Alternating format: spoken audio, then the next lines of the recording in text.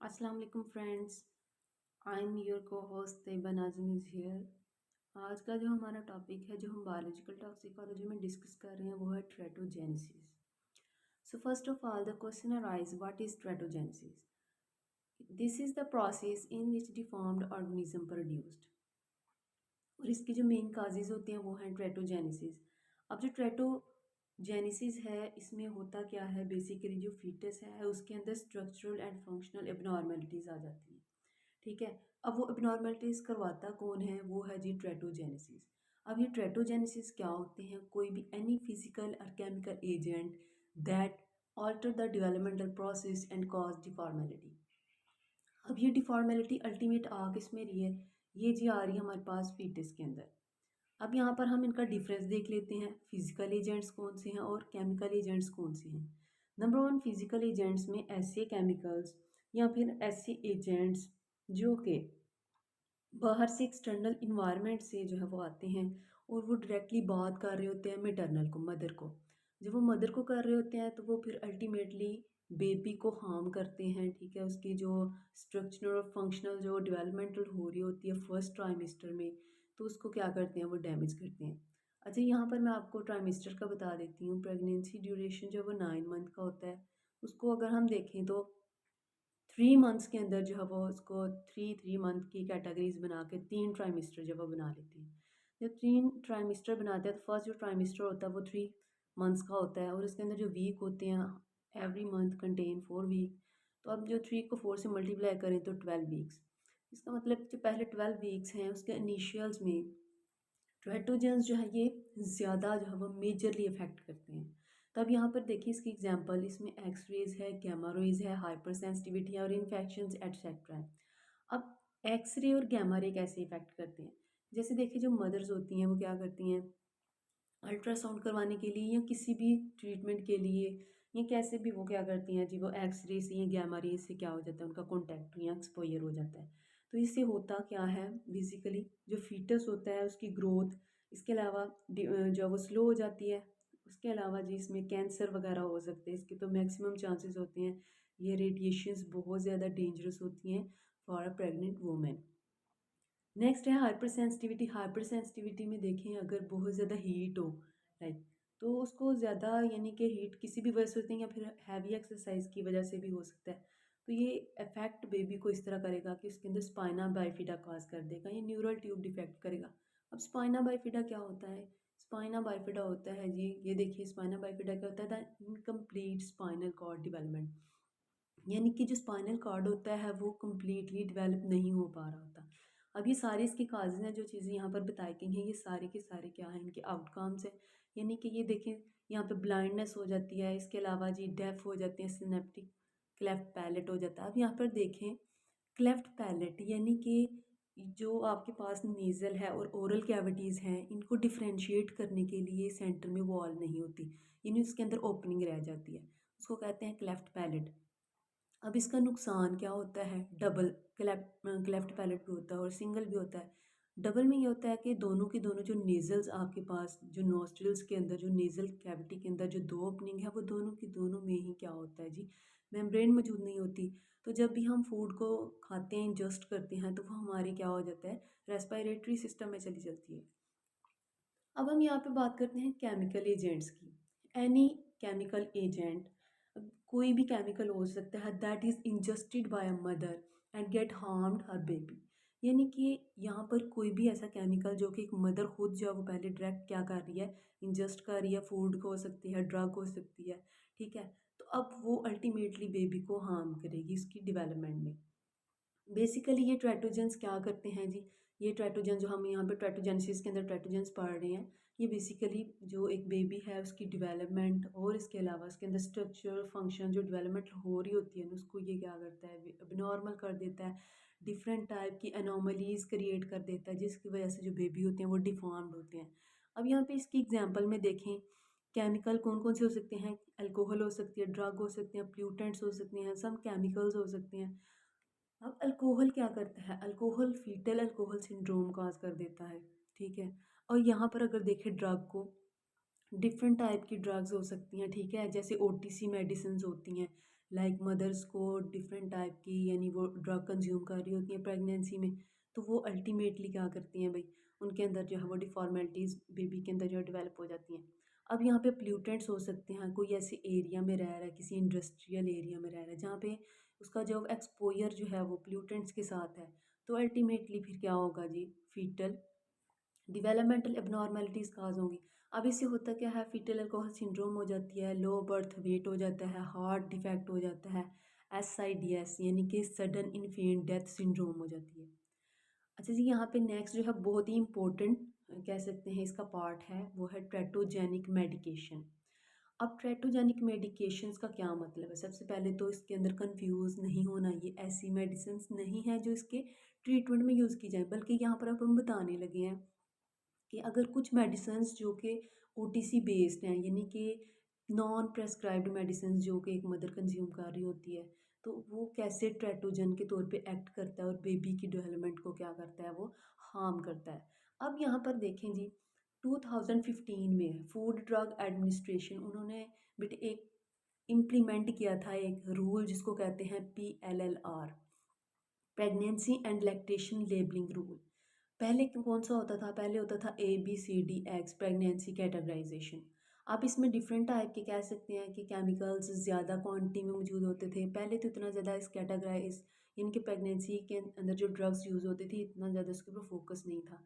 लेकिन जैसा कि ये बहुत ज़्यादा इसके अंदर जो कह सकते हैं बेबी के अंदर, इन्फेंट के अंदर बहुत ज़्यादा डिफॉर्मेलिटीज़ बढ़ती गई, तो फिर उन्होंने ये वाला एक नया रूल दे दिया जिसको कहते हैं pregnancy and lactation labelling rule. अब उसके अंदर उन्होंने मेडिसिन्स तो दी होती हैं, लेकिन जो प्रेगनेंसी के लिए जो कैरी कर रही होती है प्रेगनेंसी को, उनके लिए उन्होंने स्पेशल कह सकते हैं उसके अंदर केमिकल की डोजेज को जो है वो लो रखा होता है। सबसे पहले आ जाती हैं न्यूरोलॉजिकल मेडिकेशंस, यानी कि न्यूरोलॉजी का वर्ड जो है ये आप लोग इसको रिलेट कर सकते हैं न्यूरॉन से, नर्वस सिस्टम से। यानी कि यहाँ पे सबसे पहले बात जिसकी कर रहे हैं वो है एंटी एपिलेप्टिक ड्रग्स। यानी अगर कोई मदर है और वो सफ़र है एपिलेप्सी से, तो वो क्या करेगी, AEDS यानी कि एंटी एपिलेप्टिक ड्रग्स का यूज़ कर रही होगी। जब वो इसका यूज़ करेगी एक लिमिट तक तो ठीक है, लेकिन फर्स्ट ट्राइमेस्टर के अंदर अगर इसका हाई डोजेज है तो ये डिफरेंट टाइप की एबनॉर्मेलिटीज़ काज कर सकती है।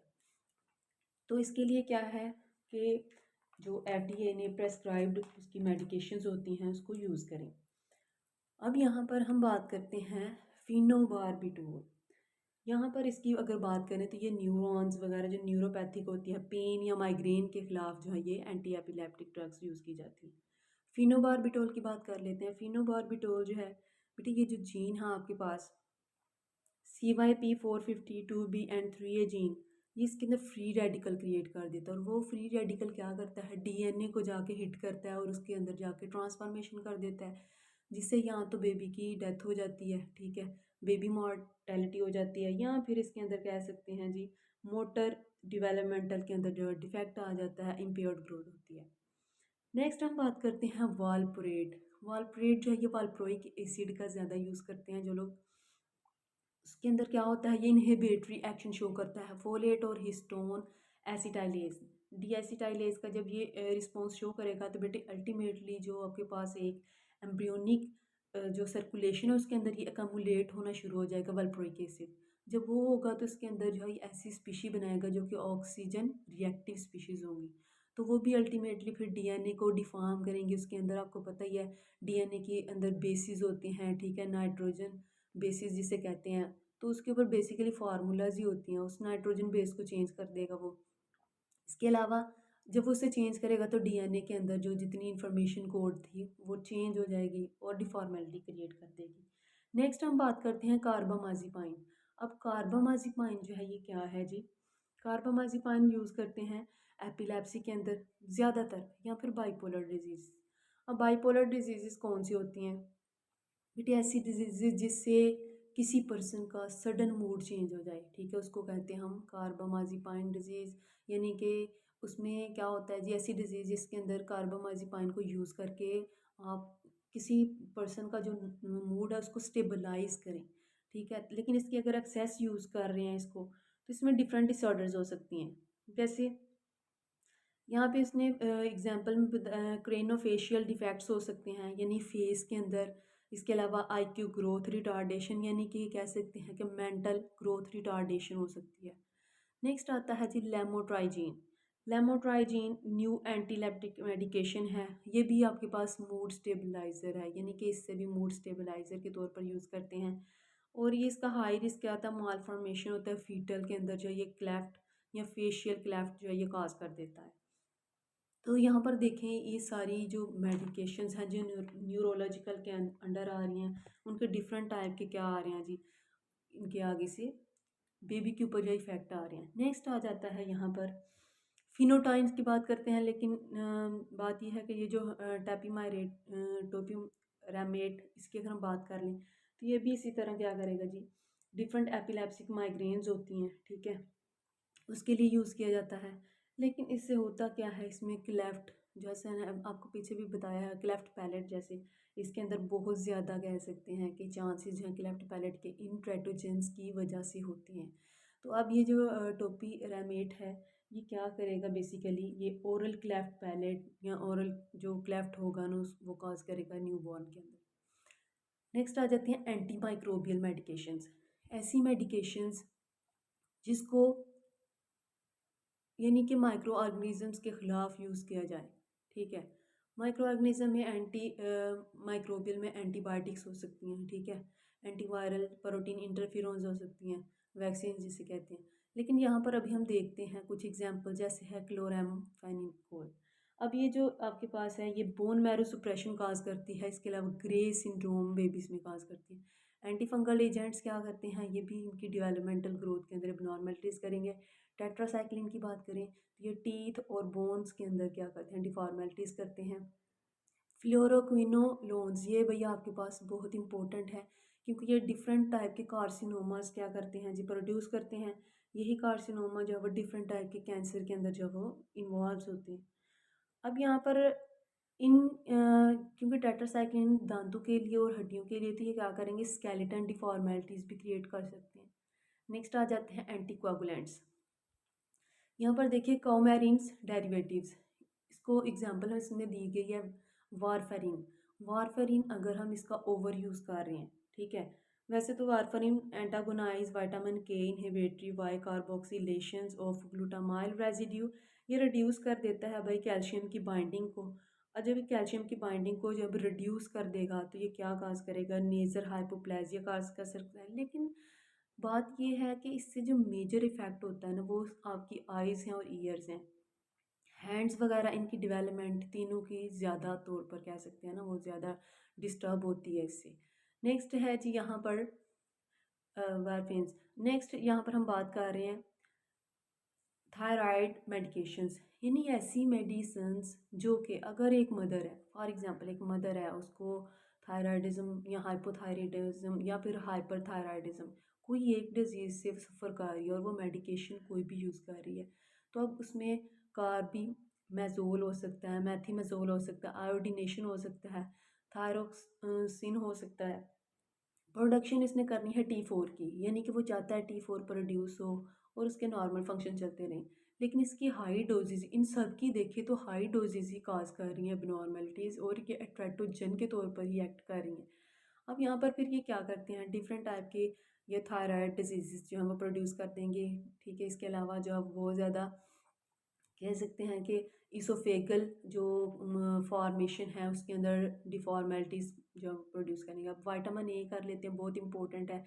जैसे आप लोग इसकी बेस्ट एग्जांपल लेते हैं, विटामिन ए का जो सोर्स है, जैसे कैरेट्स होती हैं, लोग खा रहे होते हैं, ठीक है, या फिर कोई भी ऐसी फूड जिसके अंदर विटामिन ए बहुत ज़्यादा रिच होता है, तो अब वो भी कैसे यानी हार्म कर सकते हैं। हम तो यही कॉन्सेप्ट माना जाता है ना कि नहीं ये तो बिल्कुल ठीक है, विटामिन्स लेने चाहिए। लेकिन यहाँ पर देखें आप तो क्या है जी, कोई भी ऐसी फूड जिसके अंदर विटामिन ए ज़्यादा है या फिर इसके अंदर केमिकल जिसे कहते हैं ना वो है जी कैरोटीनॉइड, अगर ये बहुत ज़्यादा है तो ये क्या करेगा, न्यूरल ट्यूब डिफेक्ट कर देगा, स्पिना बाइफिडा, जैसे मैंने आपको पहले ही इधर बताया कि स्पाइना बाइफिडा क्या होता है, incomplete development of spinal cord. अब ये सारी चीज़ें विटामिन ए भी कॉज कर सकता है अगर इसकी हाई डोज ली जाए। नेक्स्ट हम बात कर रहे हैं यहाँ पे हार्मोनल मेडिकेशंस की। अब hormonal medication last one, hormonal medication बहुत इंपॉर्टेंट, इसमें एग्जांपल्स में दी गई है डाई इथाइल स्टिल्बरस्ट्रोल, यानी कि यहाँ पर इसकी जो एग्जांपल इसको कोट करने का एक मकसद है, ये जो आपके पास क्या हार्मोन है, ये बेटे रिलीज़ होता है आपके पिट्यूटरी ग्लैंड से। ये जब रिलीज़ होता है तो क्या करता है जी, डिफरेंट टाइप के जो सेल्स होते हैं, फॉर एग्जांपल्स, ठीक है, डिफरेंट टाइप की जो डिजीज़ हैं, जैसे एस्ट्रोजन या स्टीरॉयड के रिलेटेड, ये उसको क्या करता है जी, मेंटेन करने की कोशिश करता है। लेकिन इसकी ज़्यादा प्रोडक्शन हो जाए तो एक मेल बेबी के अंदर और एक फ़ीमेल बेबी के अंदर इनके जो डिफरेंट जो इफ़ेक्ट्स हैं ना, वो ज़ाहिर होते हैं। जैसे जो मेल होता है उसके अंदर क्या होता है जी, उसका जो जीआई ट्रैक है या रिप्रोडक्टिव ट्रैक है वो बहुत ज़्यादा इफेक्ट हो जाता है।